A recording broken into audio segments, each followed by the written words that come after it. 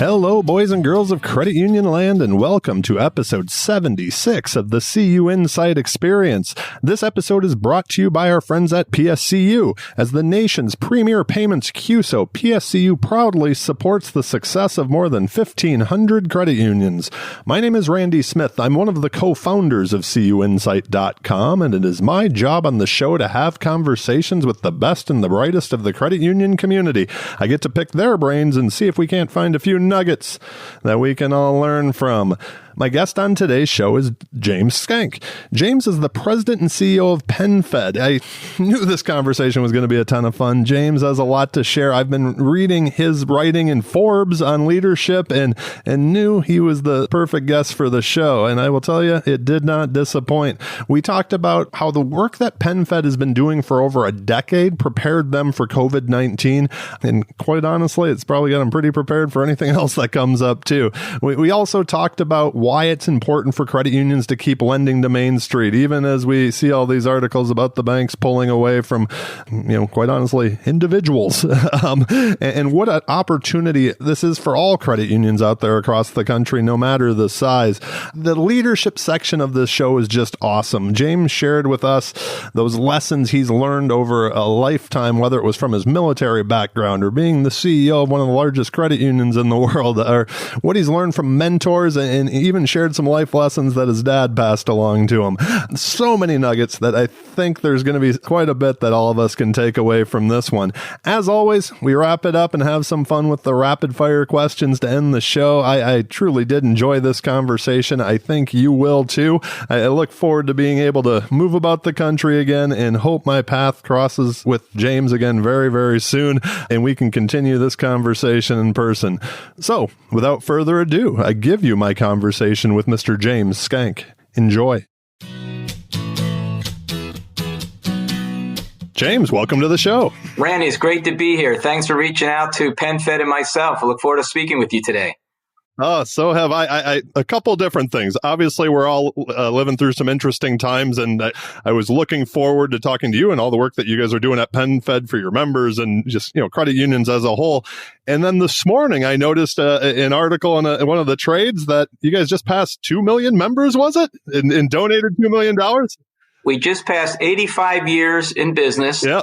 2 million members and the 25 billion threshold. So we had a lot to celebrate in April. Congratulations. That is fantastic. So let's just jump right into the questions here while everyone's listening. So a global pandemic.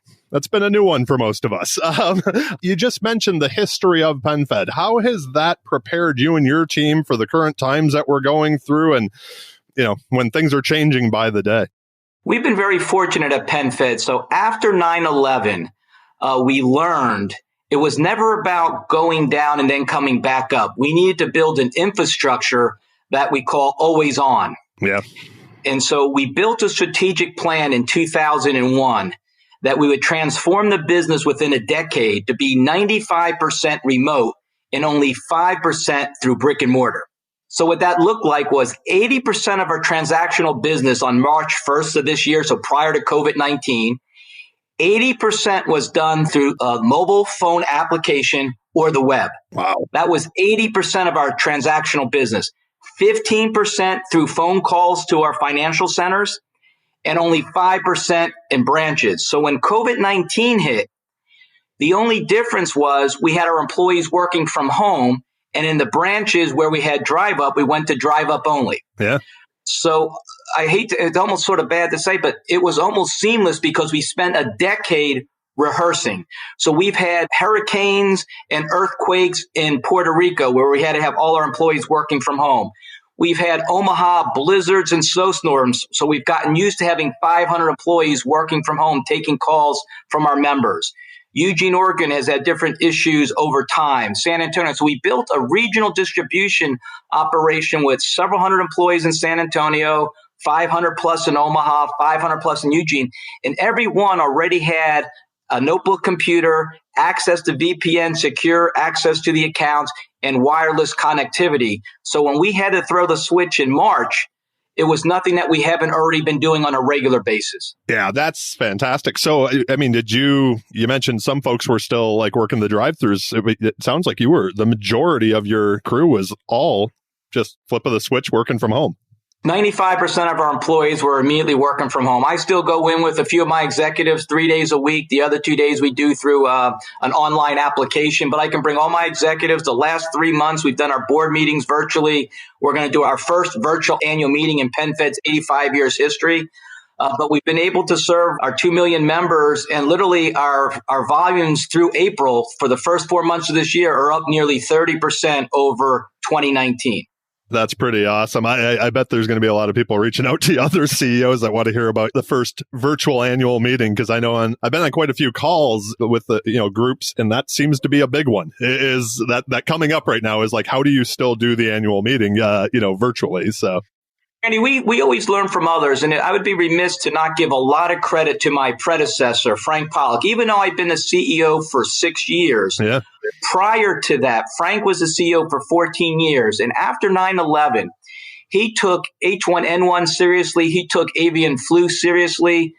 March of this year, we had 5,000 surgical, HN95 masks already in inventory. Wow. We have MREs, water stocked up, safe rooms prepared. We have generators at our houses, so we always have real-time power if the grid goes down.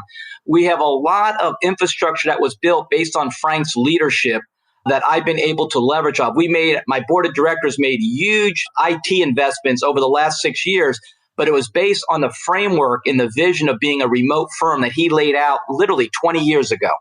That's fantastic. I'm sure we'll get more to that. And there's a couple other things that just popped into my head as well. But I wanted to make sure to mention, back in April, you wrote an article for Forbes, and I thought it was fantastic. So very well done. If you could you share a few of those important hacks for leaders that you wrote about with our listeners? And I know we'll get more to this, but how much of that came from your military background? Some came from my military background, as far as it's always important, whether you're a squad leader, keeping your 12-person squad informed. If you're a platoon leader, keeping your 40-person unit informed. If you're a company commander, there's 4 squads, so you have 160 individuals you're keeping informed. If you're a battalion commander, you have 3 companies of 160, and so on. What most folks do, whether it's in finance or academia or across industries, if they have a meeting in a boardroom or an executive team room or with a management team, they think everybody was part of that conversation. Right. They weren't. It's absolutely essential that leaders communicate. What soldiers see in the military and what employees see in any firm is if their leaders are communicating with them, if they're being honest, if they're being transparent, if they're being forthcoming. And what I try to talk about in the article is when you have a lot of uncertainty, you might not know the answer. Don't pretend you know an answer to the employees if you don't. Yep. Explain to them you're studying it. You're looking into it. You'll get back to them. Share with them as much information as you know. It really came from a book I read called Team of Teams by Stanley McChrystal about 5 or 6 years ago, his time in combat, where he was able to organize literally thousands of operators, analysts, intel specialists, all real time by sharing information. He actually found that the power of collective information sharing would be able to usurp and operate faster than the enemy could react if you're willing to share. And so my job as a CEO is to always be encouraging all my division heads, my managers and employees to share, provide feedback mechanisms, not to be afraid to state their mind. The more communication you have in any firm, the better leadership you'll see in that firm.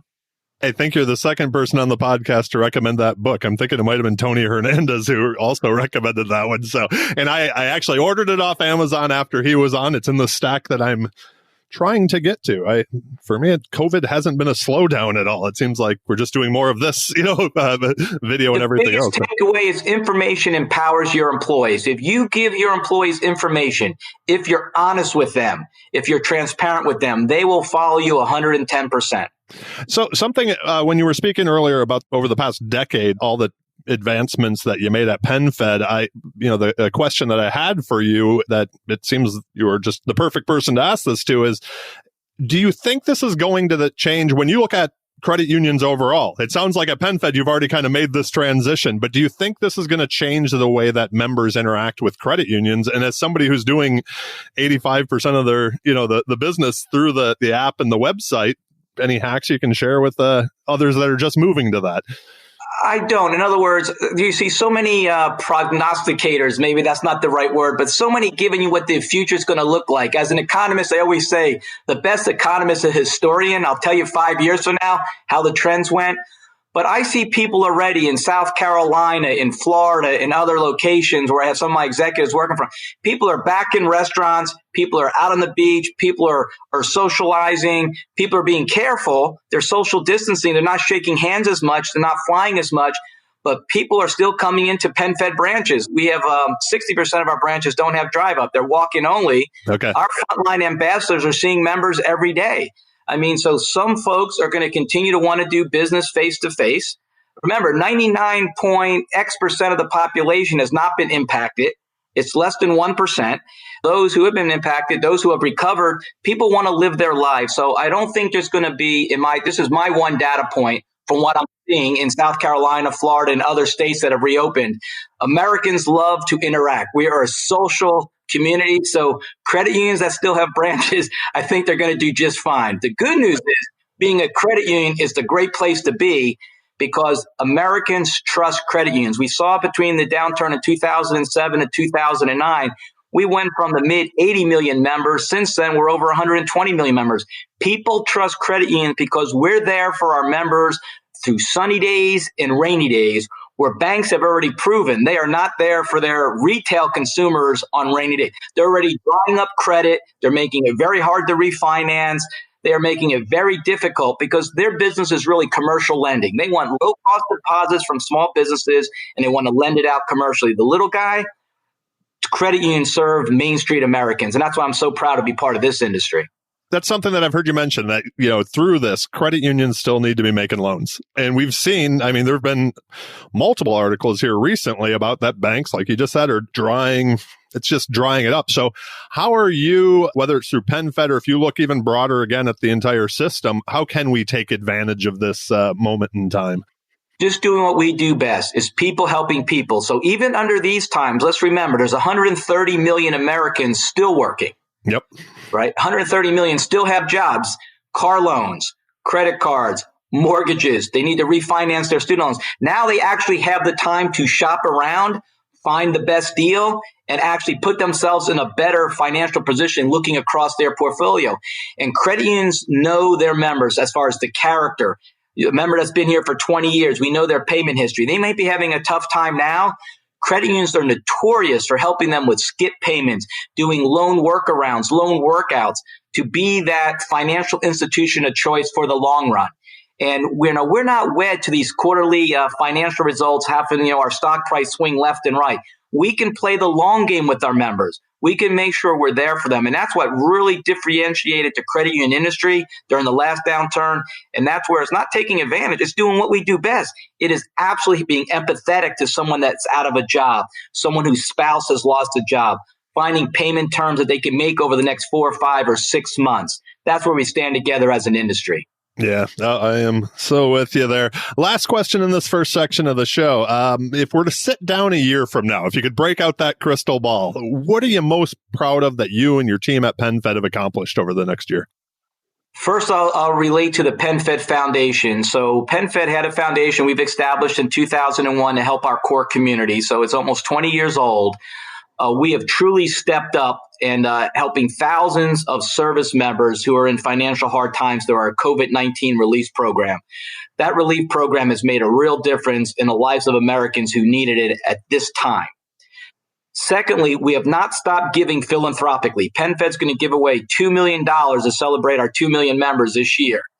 We gave away $50,000 the other day at local supermarkets to the elderly that were shopping by surprise. We gave them $100 gift cards, $50,000 worth. We have not stopped giving to the nonprofits and the community groups that we support each and every. They need us in the credit union industry now more than ever. It breaks my heart when I see some news stories about these nonprofits whose their long-term donors and supporters are actually pulling back.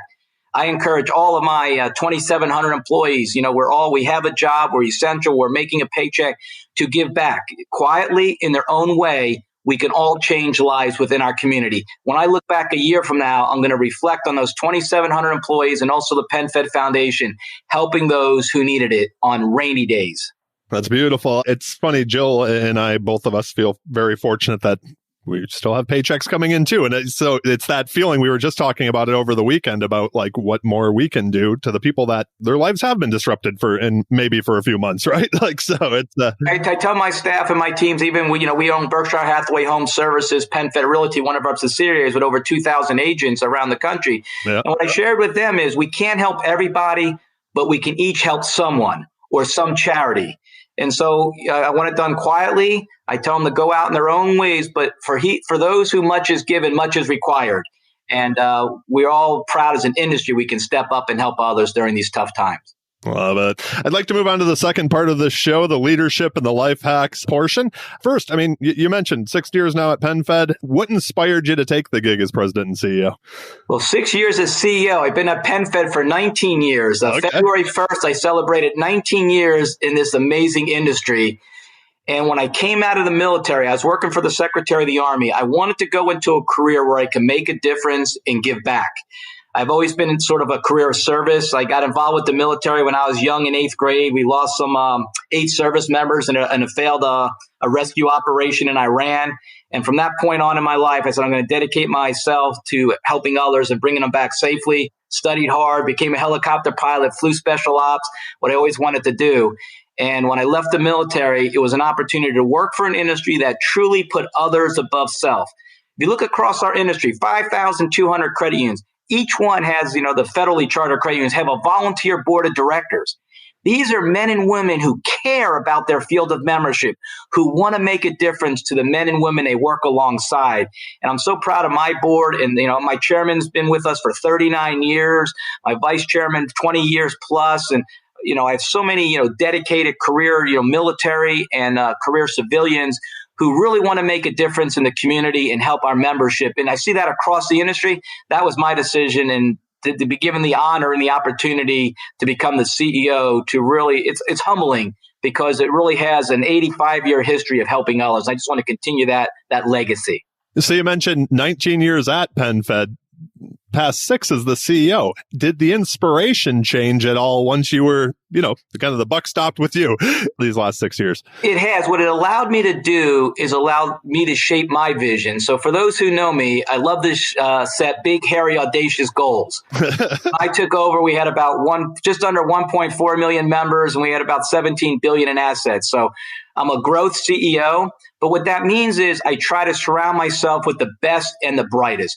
Anybody that works at PenFed, they can work at 10 other places. And I tell them, if they can't work elsewhere, I don't want them to work at PenFed, right? I surround myself with the absolute best I can find. And then it's my job and my senior leader's job and every manager's job is to make it a destination employer, to make that employee feel special, the right pay, the right benefits, the right office environment, the right culture. When you align those things and you make people feel really special, they give 110% to help our members. And that's what it's all about. It's helping our members do better financially. So you mentioned your team. Is there something that your colleagues have heard you say so many times that they can finish your sentence? Yeah, I walk in every day and I leave every day and I yell out very loudly, I love it here.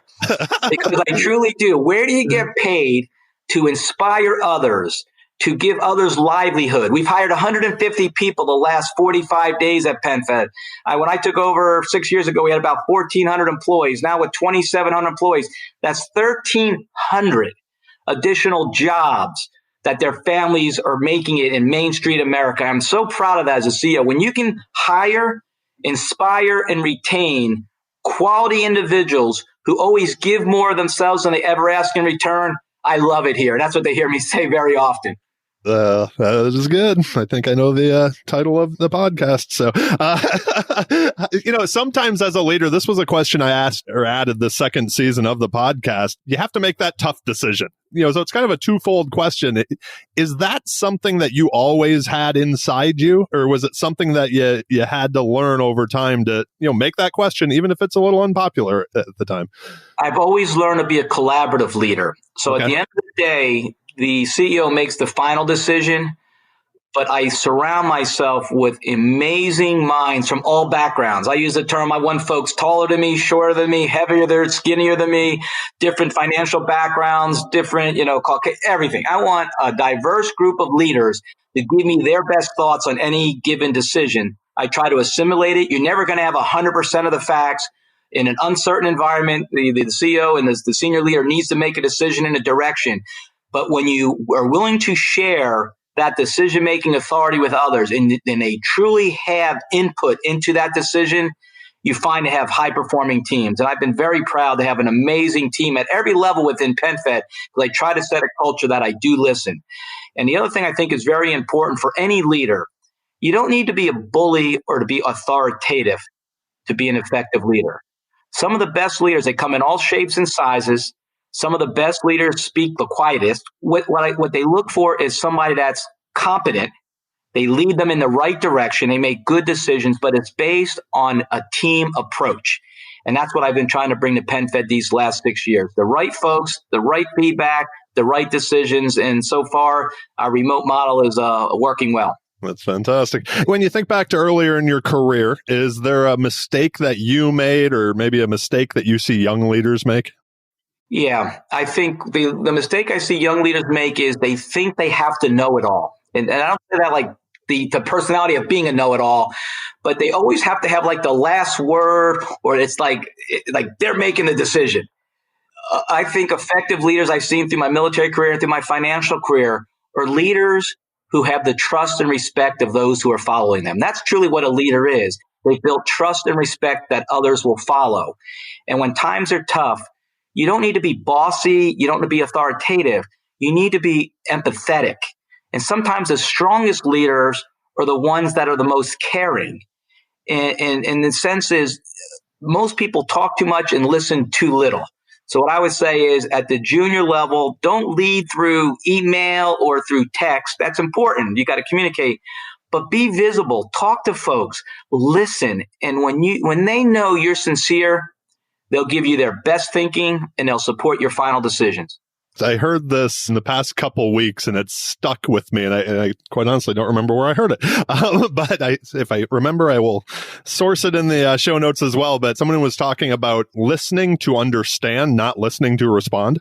Absolutely. And it just has resonated with me because sometimes I talk too much. So, Rand, I have a saying that in any meeting, if you just listen, if you just watch the dynamics of a room, if you do most of the talking during a meeting, you leave that meeting thinking it was great, and the rest of the folks that attended thought it was terrible.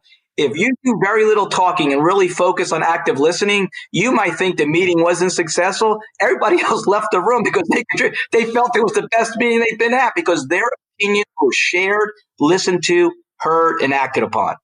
That is absolutely true. Has there been a piece of advice or a life lesson that you received early in your life, maybe that you just keep coming back to over and over? Absolutely. My second week at PenFed, I had two female executives came into my office. They said, we don't care what highfalutin academic tickets you have. I was a West Point Harvard guy. We don't care what you did in the military. You better take absolutely perfect care of the employees that work for you. And I was just a division head at this time. I was a chief administrative officer. If you don't take perfect care of the employees, you are not going to be successful here at PenFed. We'll make it that way. That got my attention real quick. It was almost like a kick in the gut, but I've never forgotten that. And these were two individuals that had been at PenFed, worked their way up from tellers up to executive vice presidents that were very well respected. And the reason they wanted me to hear from them firsthand, very clearly, without any sort of wavering. Your job is to take care of the employees. And when you do that well, they're going to take perfect care of the members. And I've never forgotten that lesson. That's quite the welcome. It obviously stayed with you. So, one of the things that I noticed in the first season of the show was how many people brought up mentors. You mentioned the previous CEO. I wanted to, throw it out there to you. Have you had mentors, and what have you learned from them? How have they helped your career?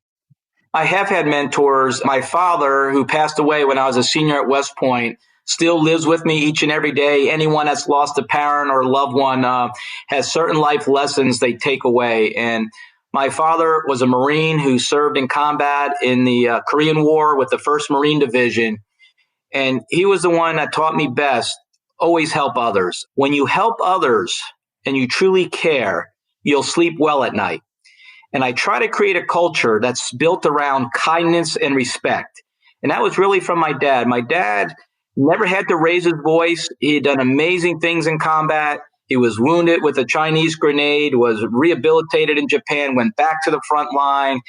So he was a tough little guy, but absolutely never raised his voice during my entire childhood. Never heard him have to raise his voice and yell. He always won an argument through what I consider reason. And he says, you never have to train to be miserable. And so he was a great mentor of mine. I'm sorry for your loss. It sounds like it was quite some time ago, but still, that's amazing that you still have him with you all the way through, right? So your dad, that's... His other best advice I always live by is lift books, not weights. He always says you get older in life, you want to lead from the mind, not by your body. And there's nothing wrong with bodybuilding. My son now likes to go to the gym, and I go to the gym. But my father's philosophy was study hard. Education matters. Yeah. He dropped out of high school to go fight for his country, came back, finished his GED. So to him, education matters. And at PenFed, we take professional development and education of all our employees very seriously. And I think it was his role model that helped as well. So that's one mentor I'd mentioned that's really shaped my thinking. Yeah, it sounds like I can see why. What does a typical workday look like for you? And I think this question might have been more relevant maybe before we were all working from home and things like that. But the add-on, like, what's the perfect workday for you? Perfect workday. It's really, there's a little bit of that, what I consider familiar. So like every Tuesday for the last 19 years at PenFed, we have an executive team meeting. Prior to me becoming CEO and since becoming CEO, I get all my top executives as I come in. Our senior administrative executives are there and they welcome me and I yell out, I love it here. And then we go into a meeting and we spend time going around talking about the different divisions, what our volumes look like, what our service levels look like, but more importantly, what collaboration needs to occur between finance, through consumer lending, through mortgage lending, through operations, through legal, through compliance. So there really is 3 or 4 hour meeting of what do we need to do to better coordinate. And then it's all about prioritizing. So what I think any good leader does in the credit union space, in the banking space, or in any business they're running is you need to be able to mass resources where it matters and what I call economy of force where it doesn't matter. So in other words, focus on what's important. And so as we go around as the leaders of the firm, there's 9 of us, our executive vice presidents, we decide where to prioritize our resources. And that's really essential. You cannot be all things to all people. Sometimes I go to a conference and I see these slides. We're going to be number 1 in convenience. We're going to be number 1 in service. We're going to be number 1 in price. And you get none of it. Okay. So PenFed competes digitally and we compete on price and we focus. What do we need to do to run extremely lean? We don't want a lot of real estate. We don't want a lot of branches. We do 100 million transactions a month remotely. We want to make sure we're providing value and investing in our digital platform. I could add another branch, another $500,000, but that's $500,000 less resources to prioritize into my mobile app, which is my strategic advantage. So I would argue that my perfect day is surrounding myself with really smart leaders from all backgrounds, pushing their buttons to get them really up and energized to give me how they really feel, what we need to be doing to really make a difference. And then what I call it, breaking friction with bureaucracy. Too many times people say, I'll get that done in 6 months, or, we can probably integrate that within the next 12 months. And I say, 12 days. Let's go. Here's what we're going to do. It's like writing a term paper, right? When you're in college, you might have 3 months to write it. You write it the last 2 days. That's the same with a lot of projects, right? If you focus, stop doing this other stuff, head down, let's get this done. This is going to be 80% of X on Memorial Day weekend or 90% of this on this. Let's focus on what matters where it matters and is where we can make the most impact. So this is a complete scratch my own itch question. I am a firm believer that a lot of the times it's what you don't do or decide to not do that's really important. But one of the things I know that I struggled with early when we started CUInsight was this idea of almost getting married to an idea? Say no to what's not material, and you would be surprised. Our productivity by working from home right now is up 20% across our consumer folks and my mortgage folks. And the reason is they're not going to meetings just to spend time in meetings. They're not driving 30 to 50 minutes back and forth to work, and they're not sitting around the water cooler to say, well, we can be off on 4th of July. I've already told them, yes, you're going to be off on 4th of July. Just make sure the members know to do the business with us prior so they can have the weekend off. I mean, communicate, stop doing what doesn't matter. That's my advice to anybody in business.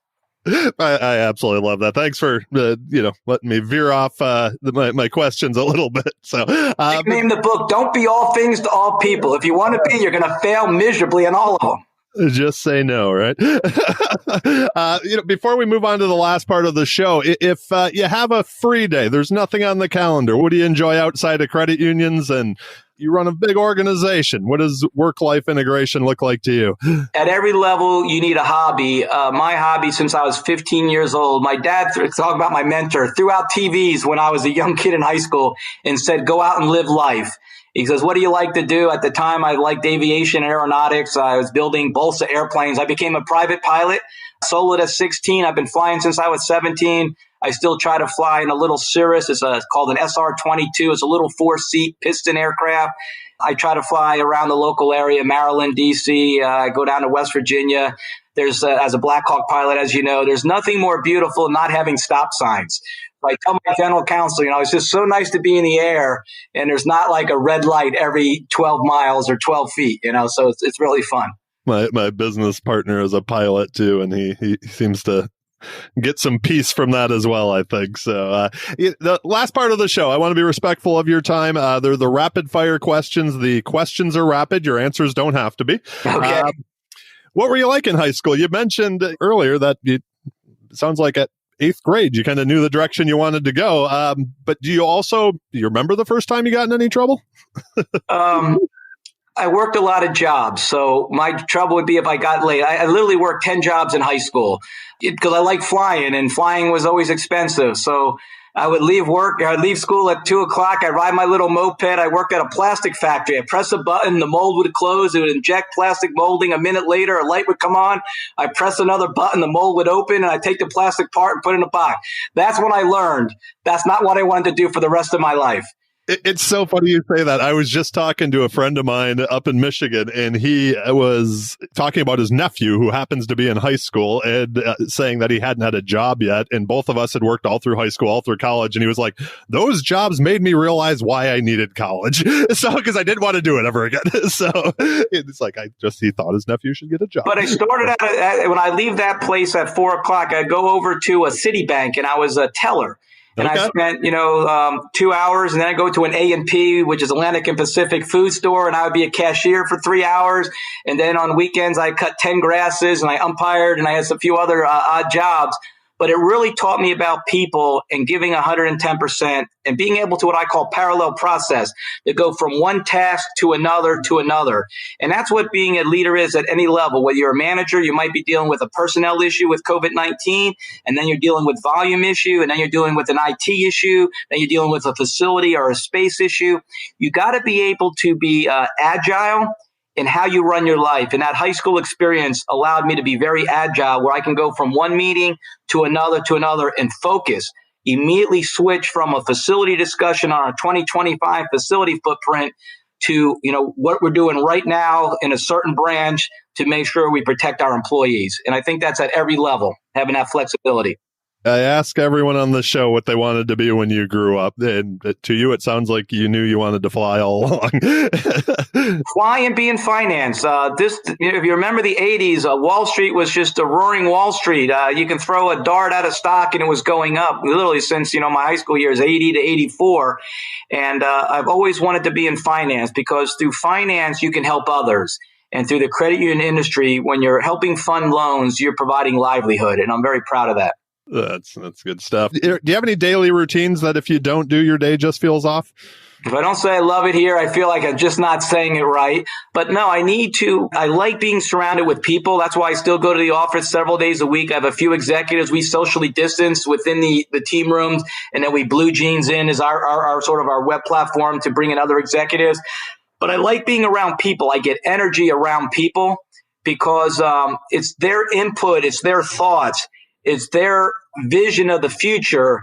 That's sort of, I call it pure oxygen, pure combustion, when good ideas come together and then I can sort of break that friction with bureaucracy and prioritize it. Yep, that's brilliant. Let's go. Here's what we're going to do. Here's where I want to move X amount of marketing dollars or X facility dollars, and we can get things done. I would feel terrible if I had to just work remotely without seeing their faces and that energy when you get, just when people like to work together. That's why people do sports. People like being around people. So I think, some people do like working from home because it eliminates the commute. But as we start opening back up in phases, there's a real bond, a real culture that's had around kindness and respect face to face. And I don't think that's ever going to go away in America.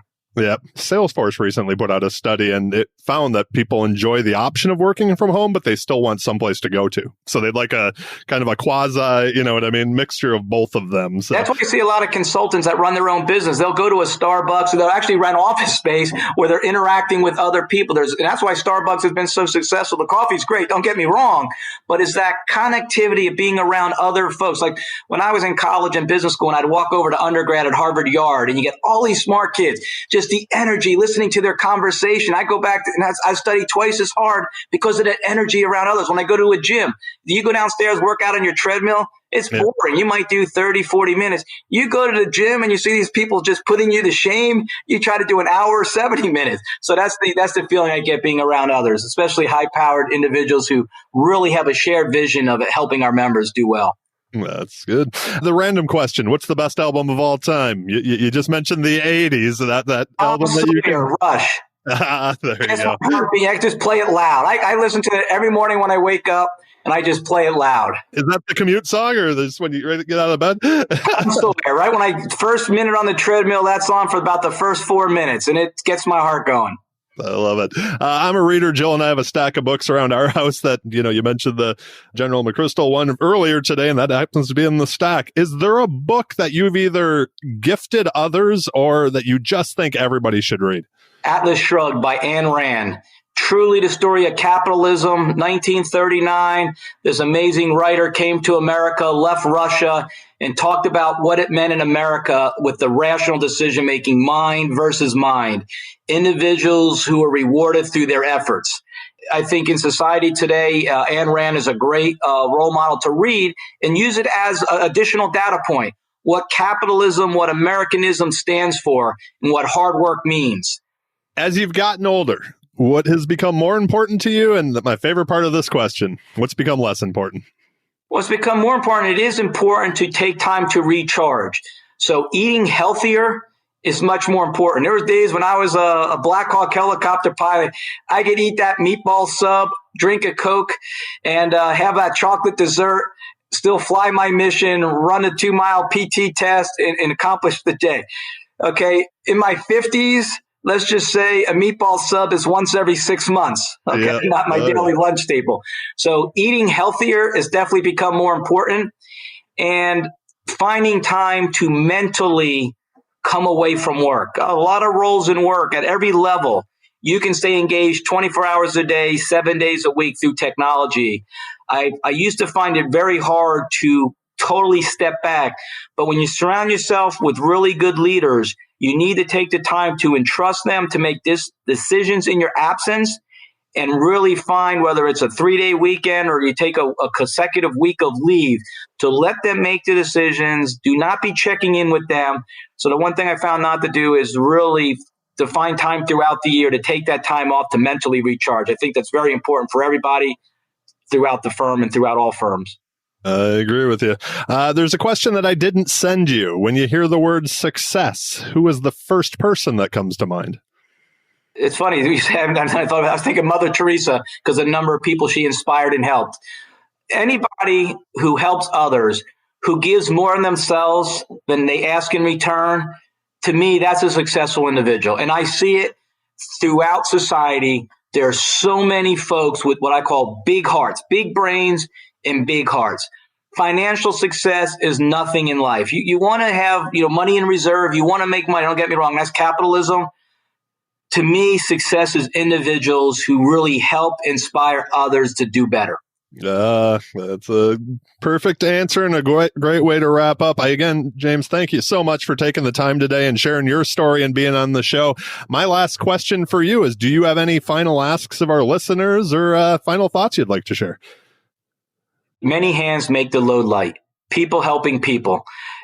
Whether you're a teller, whether you're in finance, whether you're in marketing, every one of you are contributing to helping the economy recover and help others do better. So take time to listen and be proud that you're part of an industry that is like no others. The credit union industry, it's one of a kind. Let's never forget, it's about people helping people.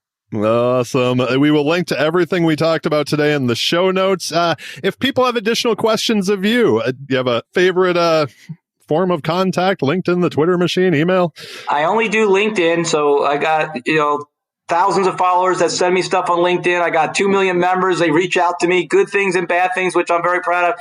Please reach out to me via LinkedIn, or you're welcome to share my email. The one thing I've always done is credit union industry, we can triple in size. We can all triple in size, and we're still smaller than Citibank alone, right? So always willing to help others, to give my thinking. I'm just one data point, but I'm proud of this industry. I like sharing my thoughts, good, bad, or indifferent. And, I think collective wisdom, when people share ideas, we can find the best way forward as individuals and as companies. So I'm always willing to help. So please share my email with your listeners as well. I will put all of that in the show notes. Thank you again, James. Stay healthy, my friend, and I hope you have an amazing day. Randy, be safe to you and to all your listeners. Thank you for the honor.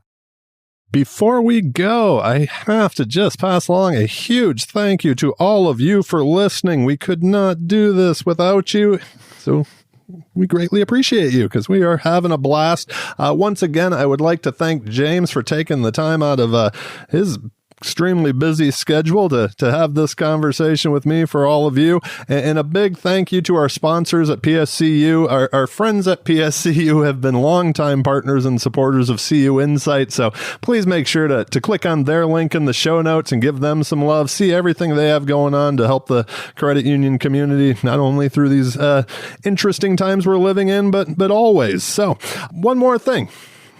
We're on all the podcast players out there. Apple, Spotify, Stitcher, iHeartRadio. You choose. We're there.